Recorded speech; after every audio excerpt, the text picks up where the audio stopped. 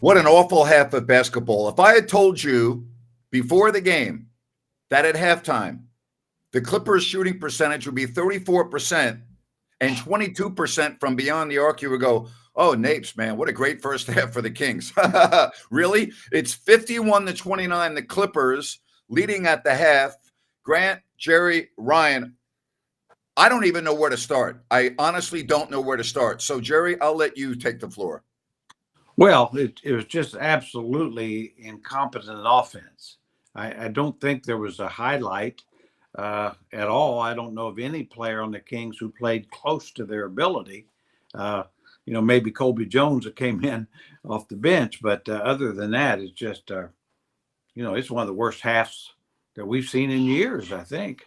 And we've seen a lot of bad halves, Jerry, so that's saying something. Ryan? Unprepared, sloppy, mindless, not strategic. Everything Jerry said and more. Hustle, non-existent. Not what you expect coming off 3 days, gentlemen, of rest. And what the hell is going on with Keegan Murray? And I'm picking on him because I have so much hope in him, and I love the guy. And Kevin Herter was horrible too, but I got to tell you, Keegan Murray to me just looks like a completely different player on the offensive side of the floor. Yeah, he's playing with no confidence at all. Really, when he does try to score, he's forcing it, and he's turning down open shots when he should take it. He is just he really has lost his way here right now, and it's hard to understand, to be honest. I don't have a reason for it. I mean, certainly nobody else is playing well, but he's been going through this now several games, just no confidence in his offense. And Jerry, they ran 2 plays right out of the gate for Keegan.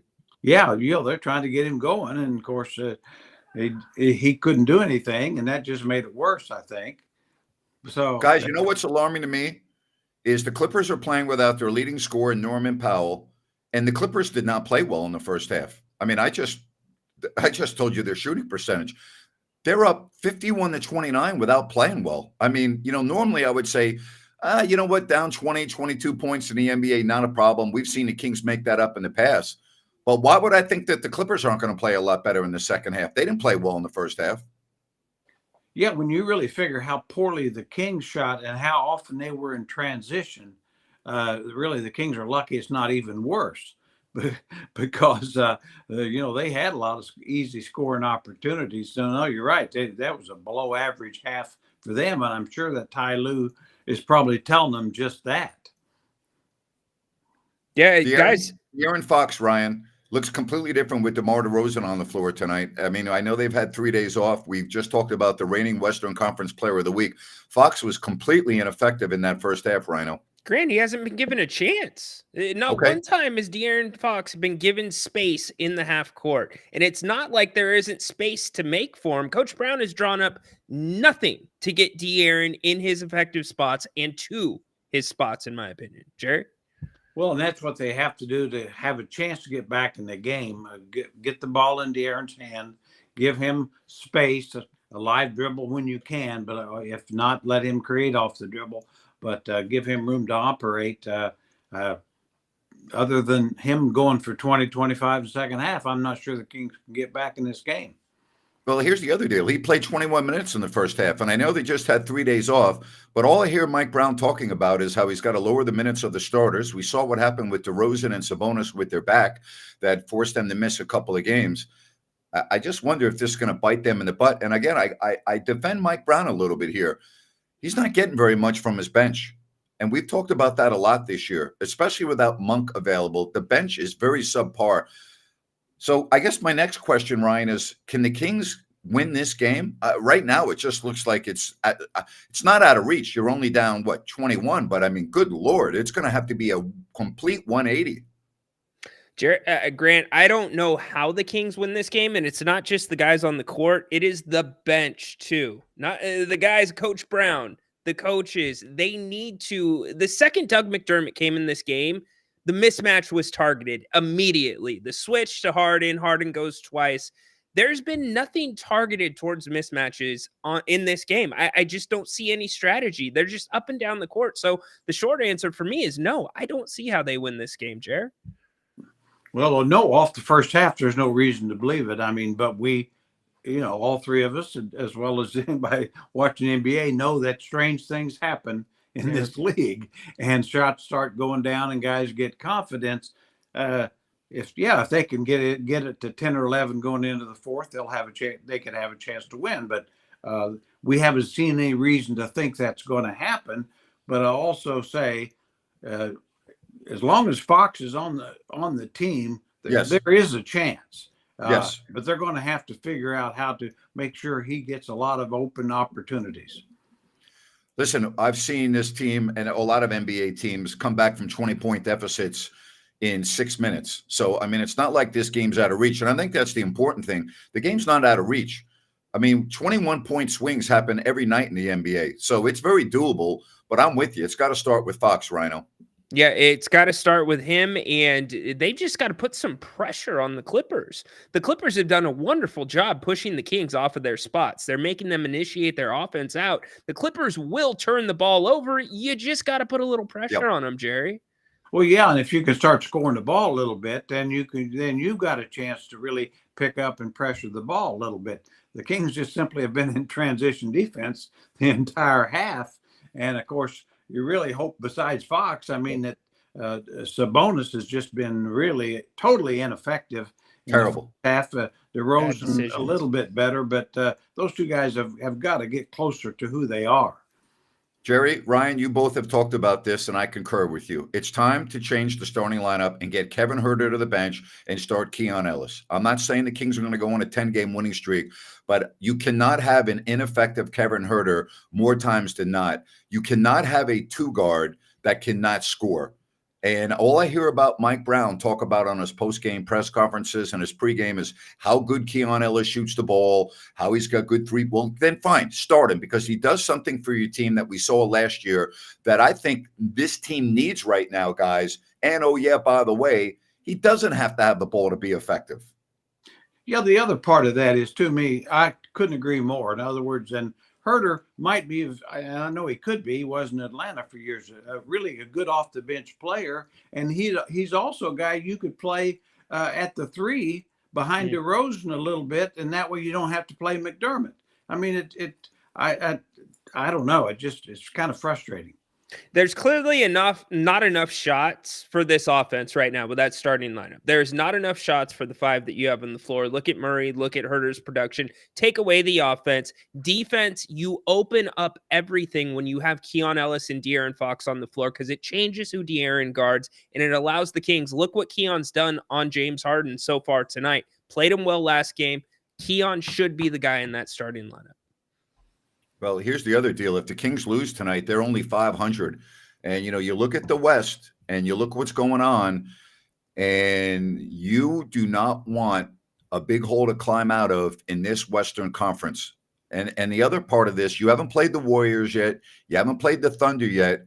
And you haven't missed De'Aaron Fox. He hasn't missed any action yet. And if he misses a couple games, this team is in trouble. Right now, there's a good game going on in Denver. It's 83-78. Just to give you an example of how teams can come back quickly, the Nuggets were down 20 at the half. There's 3:41 left in the third quarter. They've already made up 15 points. Okay? So, I mean, it can happen. It can happen. The other scores involving the West, the Warriors win. They beat the Pelicans 112-108. Did you see the report on Zion Williamson? Not even close to coming back. What a mess that franchise is. And then there are the Houston Rockets, guys. The Houston Rockets are 12-5. Roll. And you haven't played the Rockets yet. So you haven't played the Warriors, the Thunder, or the Rockets yet. The Rockets are for real. They're not going away. I mean, they're well coached. Major injuries, yeah. They're so well coached. Ime Udoka's doing a hell of a job there, guys. He's a no BS coach. Net rating plus 8.4. They are here to stay, as Jerry said. Well, Udoka, I mean, last year you could see it, the impact he had. He took a team and just raised it up 2 notches with his coaching, and just like he did with the Celtics. Obviously, there were some other issues there, but you can't question his coaching. He's one of the very best, as is Ty Lue.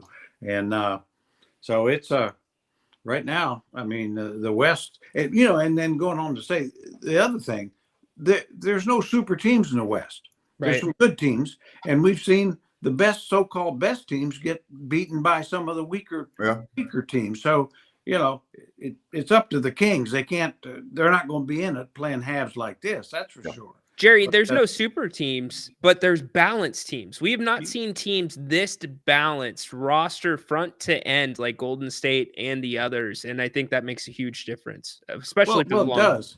Yeah, it does. I mean, they're really good. Some good teams, but I mean, I guess what I'm trying to say is there's no Michael Jordan Bulls or Curry Durant Warriors or the Showtime Lakers or the Bird Cell. There's nothing like that in the West or even in the East, as far as I'm concerned.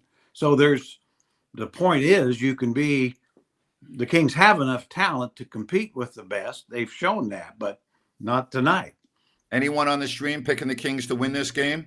Just curious. Everyone's saying Clippers, Clippers, Clippers. Ryan, what do you think the final score is tonight? I think the Kings will have a little run in them third quarter. Their net rating in the third is a +50 usually, and they shoot the three ball at 42%. But I don't see everything turning around for this team. I just don't know how they overcome this first half. Jerry? They're going to have to play a lot. I'd have to be able to come on in start of the fourth and see where they are. But boy, it's no reason to be encouraged of what we've seen. They're going to have to score 71 points to get 100. Jerry, that's the math class that I did take my freshman year in college that was able to tell me that. Okay, Bowling Green did me some good, Jerry. I want you to know that. I think French Lick, we learned that about the ninth grade, I guess it was. So I mean, just to get 100, you're going to have to score 71. I don't listen. I know Fox can be Superman, but if Keegan Murray and Kevin Huerter and your other scorers do not start contributing, Fox, DeRozan, Sabonis, I don't think they can get you there. So I'm with you. A 21-point lead is not that big, but it's the way the 21-point lead looks. The fact that the Clippers did not play well in the first half. No, and we'll know in the first 3-4 minutes of the third quarter if, in fact, we're going to have a chance to get back in the game.